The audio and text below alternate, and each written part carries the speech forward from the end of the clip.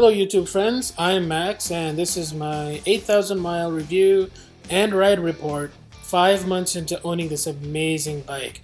So I purchased it new from Maverick Harley-Davidson in Carrollton, Texas, and I've already made 2 previous reviews on YouTube, and this is a follow-on that'll be shorter and get to the point much quicker than my previous reviews.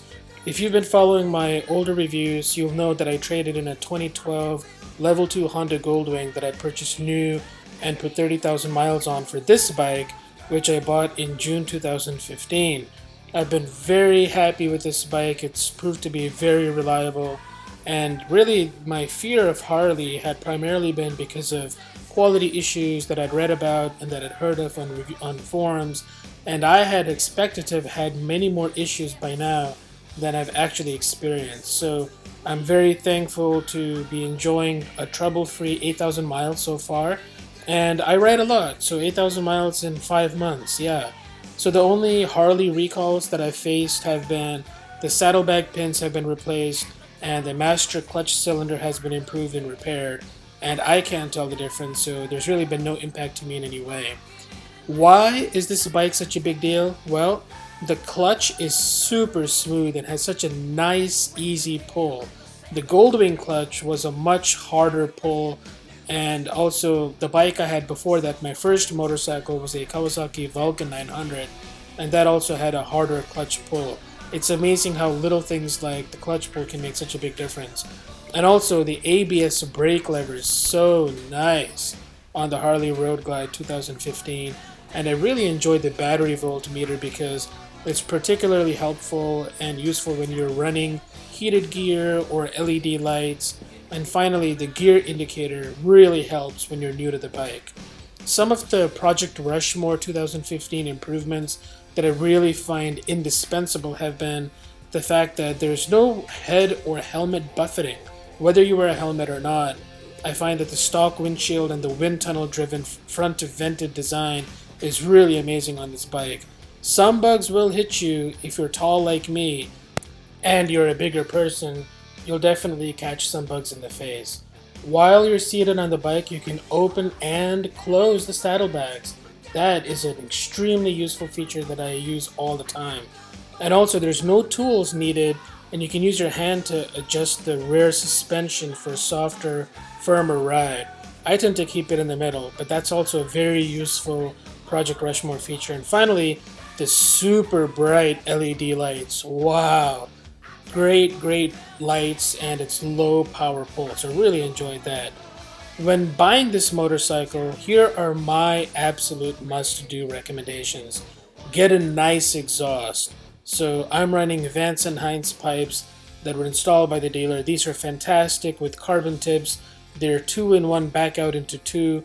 Amazing pipes, beautiful sound, and also of course get a good performance tune.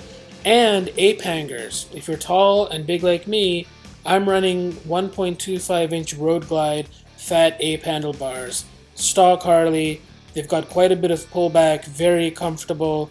They're not pulled forward, and they don't quite have that, hard, tough image, but they're very comfortable and much more comfortable than you would expect from bars that are pulled much forward.